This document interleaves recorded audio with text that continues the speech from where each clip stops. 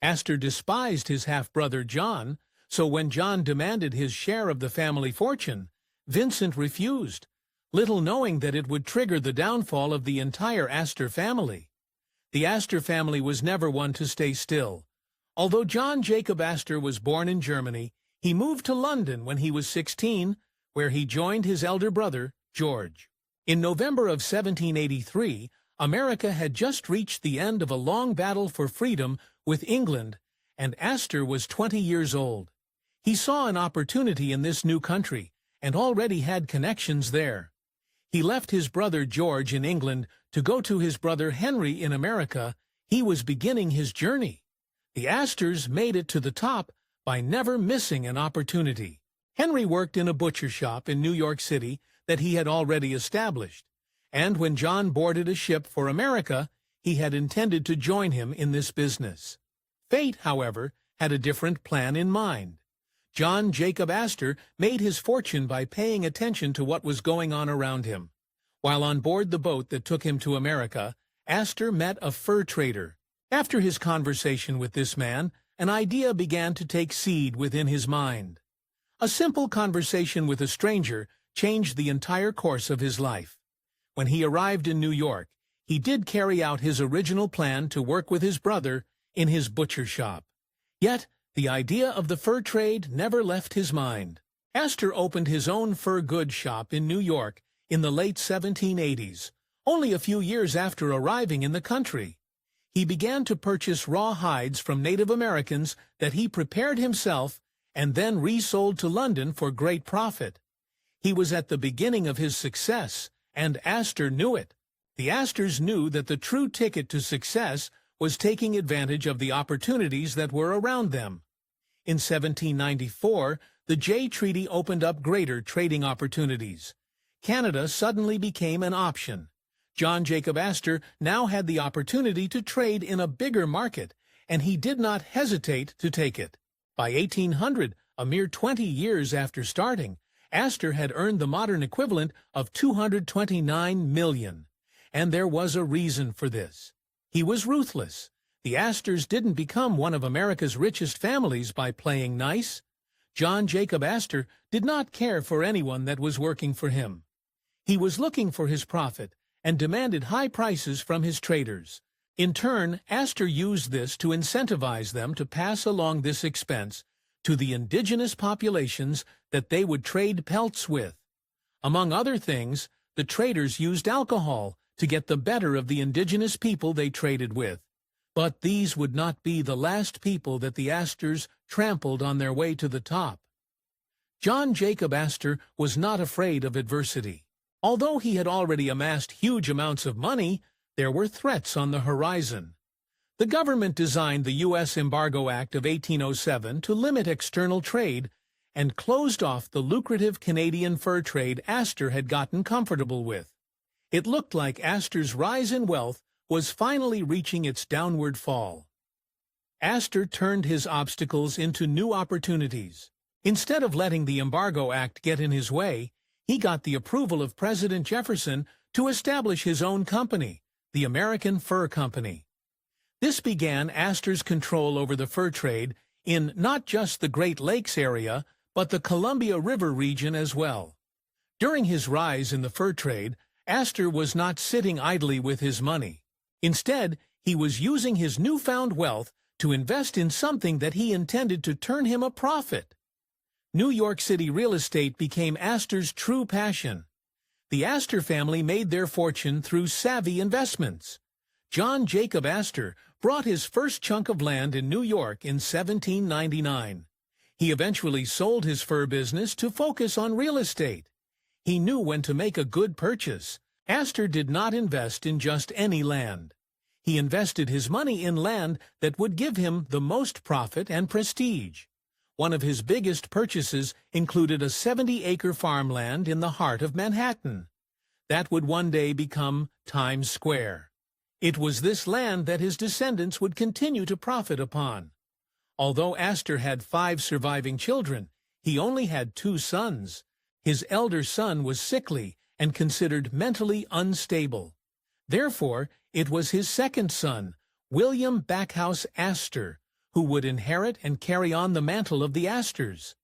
The entire Aster family was industrial. John's brother Henry had also continued to make a name for himself. At the time of his passing, Henry Aster's estate was worth the equivalent of $570 million in today's currency. Having no children, Henry left his estate to his brother's son, William. William became independently wealthy overnight, and he hadn't even inherited his father's wealth yet. At the time of his passing, John Jacob Aster was the richest man in the United States. In modern terms, his entire estate was worth the equivalent of $598 million. Although he left some small bequeathments to other organizations, the bulk of this came to William, adding to what he had inherited from his uncle. And William did not sit idly with his money. The Aster wealth continued to grow under William's guidance. As with any good family, the Asters knew when and how to marry well. William married his second son, William Backhouse Aster, Jr., to society belle Caroline Schermerhorn. The Schermerhorn family was one of the oldest in New York, so this union gave the Asters much-needed social clout. It also changed the shape of the family forever. Caroline Aster was a social powerhouse, and she knew it. Despite being raised with all the best manners of high society, there was nothing that Lena, Aster, enjoyed more than lauding her status over everyone, including her husband. Due to her family's pedigree, Caroline was the one who married down. She and William's marriage was fraught with tension. Caroline enjoyed reminding her husband, who held the social power in their relationship. And William was an indifferent husband, preferring seemingly anything to spending time with his wife. So, Caroline amused herself at others' expense. Caroline Aster filled the void created in her marriage by curing social power and attention from her peers. She frequently hosted lavish balls and events, taking great enjoyment in excluding those that did not meet her standards. However, for all her clout, Caroline still felt short of the one thing she wanted most. It wasn't just her husband that Caroline Aster didn't get along with. The truth was, Caroline was generally disliked by the entire Aster clan. There was an extra layer of animosity between Caroline and her husband's older brother, John Jacob Aster III, and his wife Charlotte Augusta Gibbs, and her sister-in-law was in Caroline's way. As the wife of the youngest, Mr. Aster, she did not have a claim on the title that she truly wanted, being the Mrs. Aster. Caroline wouldn't put up with this for long. Suddenly, in 1887, Caroline got everything that she had wished for. Her sister-in-law passed suddenly, and the title that she coveted for so long was finally up for grabs. Caroline was going to make the title Mrs. Aster hers, except her years of cold relationships with her in-laws meant they weren't going to give her title so easily. Charlotte and John's son, William Wardorf, was perfectly aware of how much his mother disliked Caroline, and he wasn't ready to simply give her the pleasure of the title his mother had guarded for so many years. He wanted to give the title to his own wife, Mammy. The family was beginning to rip itself apart. Caroline Aster was as ruthless as her in-laws before her. Although the families feuded over the matter for a few months, Caroline carried away the title before William and Mammy had truly gotten their battle plan together. Caroline was finally the Mrs. Aster, but William continued the fight. Asters don't back down from a fight, and William was no different. Caroline found herself one morning waking in her home to an unseemly sight. No longer did she see the former house of her brother-in-law, John Jacob Aster III, next door, but rather a construction site. This was just the start of William's plan. William's plan was as conniving as any Aster could hope to aspire to. In the place of his father's former mansion, he built a towering hotel, the Waldorf. Not only did this building dwarf Caroline's mansion next door, but it slighted Caroline where it hurt, her status. Respectable society did not visit hotels. Caroline went to battle. The Asters did not lose, and certainly not to Caroline Aster. She and her son, John Jacob Aster IV, conspired to retaliate against their relatives. In the end, they settled on a simple plan: outdo them at their own game. They built their own hotel, the Astoria. Not only was the Astoria larger than the Waldorf, it emphasized who had the right to the Aster name. William started the games, but Caroline finished them. In an ironic twist of fate, the Waldorf and the Astoria would eventually merge into the now famous Waldorf Astoria Hotel. The Aster family, however, can't say the same. Caroline's final move in the feud was so well executed that it eventually chased William Waldorf right to England. Bigger problems, however, were coming for the Asters. Right from Caroline's blood. William Backhouse and Caroline Aster had 5 children, the youngest of which being their only son, John Jacob Aster IV. Jack, as he was known, made a good marriage to Ava Lowell Willing, a respected American socialite, just as was expected of him as the son of the Mrs. Aster. Unfortunately, this union was not as perfect as it may have seemed. Despite having 2 children, Jack and Ava's union was not a happy one. Only 1 year after the passing of his mother, Jack and Ava divorced. If this wasn't scandal enough, what came next ruined their good name forever. Ava and Jack divorced in November of 1909. Just shy of 2 years later, in September of 1911, John Jacob Aster IV married again. Aster's second marriage was the 18-year-old Madeline Talmadge Force. He was 47 years old at the time of this marriage. The Asters' image was truly sunk, metaphorically and soon literally. The newest Aster couple took an extended honeymoon that took them traveling as far as Egypt. While abroad, the couple discovered that Madeline was pregnant. Aster wanted to ensure that his newest child was born in America, so they immediately booked passage on the newest and most extravagant ship, the Titanic. The rude awakening that Madeline and Jack Aster received on that fateful night in April 1912 has been stamped into history.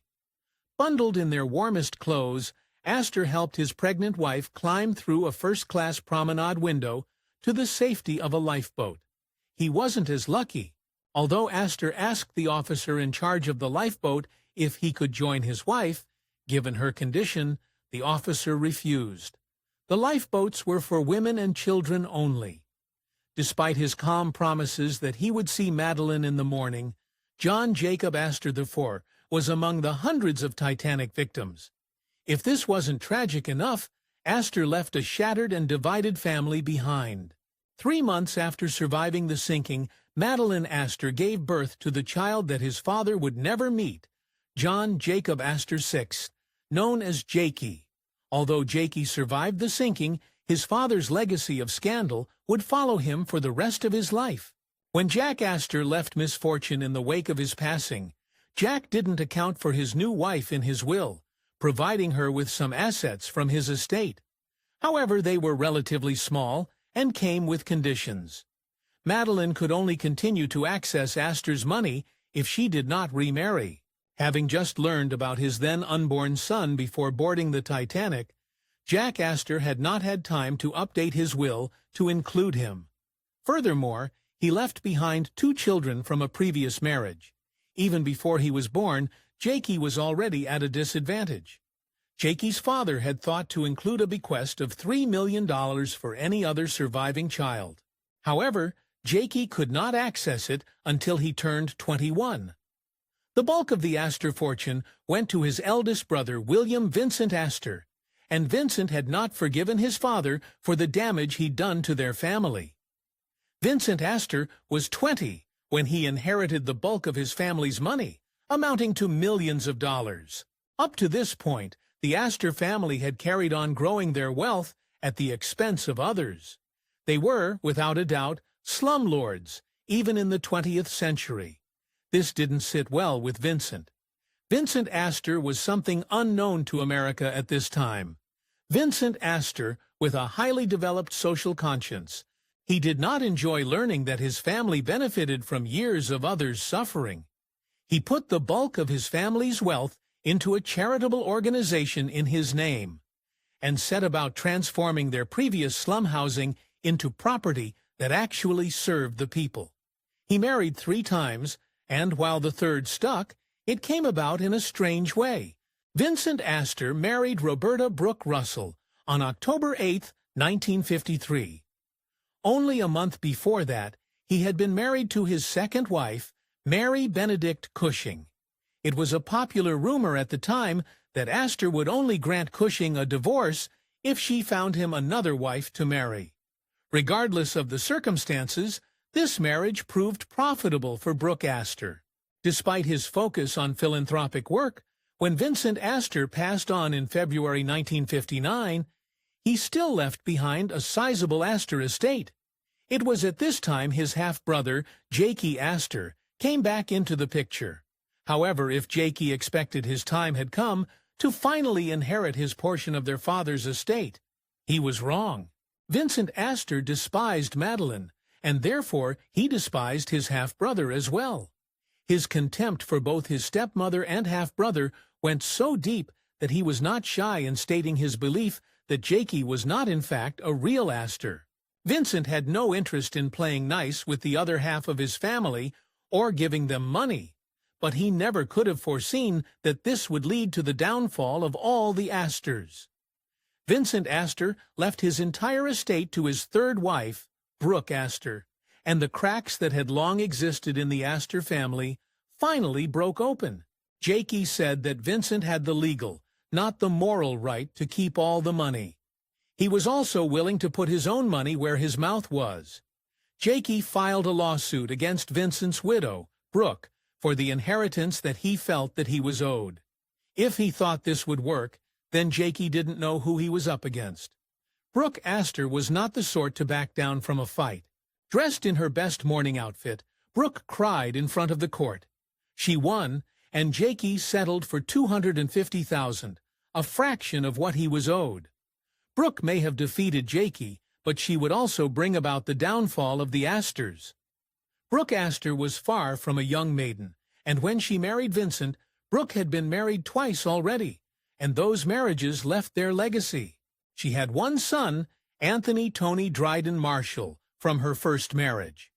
Marshall would be the undoing of not just his mother, but all the Asters. Brooke Aster's first marriage to Marshall's father was difficult. While they escaped that marriage when Marshall was 6 years old, the tensions from that union carried on throughout each of their lives. Brooke's attempt to move on from that left her son feeling neglected. On the turn of the millennium, it became clear that Brooke Aster was suffering from Alzheimer's. As her confusion grew, her son, Tony Marshall, finally saw his chance for retribution. Once Brooke's diagnosis was official, Marshall became her power of attorney, giving him complete power over her estate. He isolated his mother to increase his power over her. He sold off her valuables and took her estate. He was chipping away at the Aster fortune one piece at a time. Tony Marshall had dismissed every member of staff that Brooke Aster may have had to protect her. He convinced her that she was now poor and left to live in squalor counting pennies. The Asters' great error was on its last legs. Brooke Aster's salvation came from an unexpected place. Tony Marshall had twins from a previous marriage that even Vincent Aster had taken to. It was Marshall's son who noticed his actions and initiated a lawsuit. Things started to look up for Brooke as she moved into a comfortable estate. She lived for another year before passing at the ripe old age of 105. A few months later, Marshall was officially indicted. The damage, however, was done. Between Jack Aster's scandal, Vincent's philanthropy, and Tony Marshall's theft, the vast Aster wealth and social standing had dwindled to nothing more than a memory. However, it is a memory that continues to live on across the globe. From New York to Oregon and even England, you can still find shadows of what the Asters once were. Thanks for watching History Exposé. If you love uncovering the best stories in history, hit like and subscribe to keep exploring with us. Don't forget to visit our main page, Factornate, for more incredible facts about everything.